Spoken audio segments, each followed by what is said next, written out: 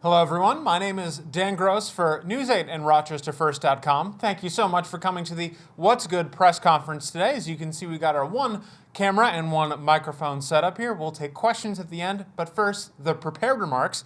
And even before that, it's time to cue the jam.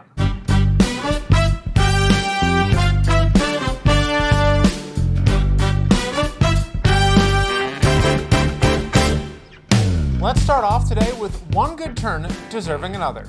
During the first wave of COVID in 2020, the University of Rochester sent medical help to Northwell Health. And last week, they started to return the favor, and they are now sending nurses to help us out. Thank you, Northwell. We really appreciate it. And Wegmans is increasing their investment in scholarships. Part-time employee scholarship recipients will receive up to $8,000 over 4 years, and full-time employees will receive up to $16,000 worth over 4 years. That number is up from $8,800. Local nonprofit organization Rise Up Rochester handed out Christmas toys to children of homicide victims on Saturday. The party was hosted from noon until 4 p.m. at the Edgerton Rec Center on 41 Bacchus Street. Rise Up Rochester wants families to know that they are not alone, especially in the holiday season, and they offer their support during times of need. And the Rochester Cocktail Revival announced this week that they raised over $32,000 for their charity of choice this year, Cancer Support Community Rochester. The Revival, the week-long festival, the only of its kind in New York, ran from late August to early September, and they said they had an estimated 11,000 people participating. That's a lot of cocktails. They also announced that the Revival is coming back next year in June. Senator Jeremy Cooney has been around town, as he often does, visiting the only black-owned bookstore in Rochester. It's called Cerebral Kingdom. He celebrated their first full year in business, which, if I did my math right, means they actually started right at the height of the pandemic, and the co-owners are determined to reduce barriers for members of the community with access to good books and materials that represent the Black community.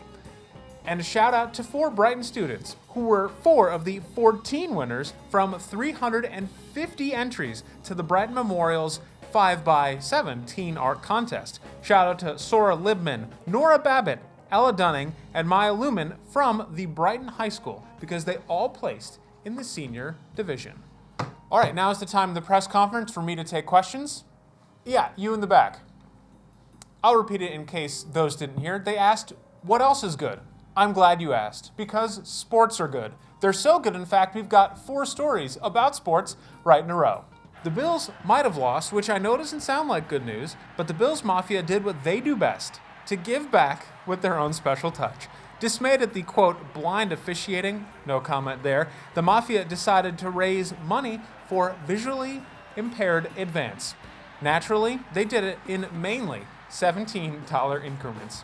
This might be outside of our typical veering area, but still a New York team, the St. Bonaventure Bonnies win the National Collegiate Rugby Division I title with a nail-biting score of 19-18, fighting off fierce wins. It capped off a 10-2 Bonnie season, and they finished the year on a 6-game winning streak. Now to 2 sisters who are also teammates and roommates. That's Abigail and Bailey Gostomski.